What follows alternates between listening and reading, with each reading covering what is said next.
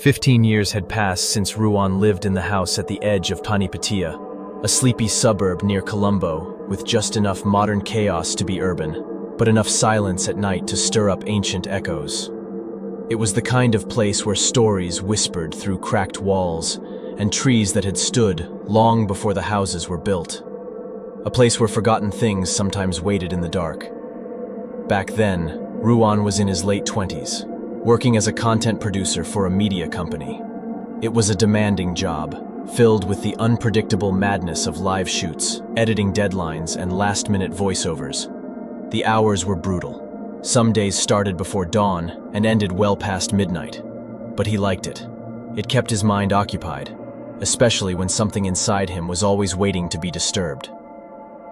The house was nothing fancy. A modest two-story structure with a wraparound garden, a leaking roof during the monsoons, and a mango tree in the backyard that had likely been there for decades. His parents, younger sister Misha, and their aging dog Lucky shared the house. It was crowded, loud, loving, and occasionally eerie. Ruan had claimed the old office room on the ground floor as his bedroom. It was small, with a worn-out desk and creaky window panes, but it had one advantage: a private door to the backyard. That little door was freedom. It let him sneak out to smoke at night, something no one in his family knew about. He had only started recently, puffing away the stress of work and the strange, unnameable weight he often felt when alone. What Ruan didn't know then, what none of them knew, was that the land the house was built on had secrets buried just beneath the surface. It was a Thursday night in mid-July, humid and windless. The ceiling fans did little more than push around hot air.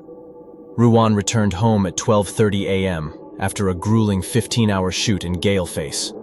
He was drenched in sweat, his shirt sticking to his back, his mind fogged with fatigue.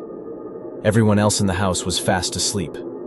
He slipped in quietly, avoiding the creaky step near the living room, and entered his room. Dropping his keys and bag onto the desk, he felt the craving creep up his spine like an itch he couldn't scratch.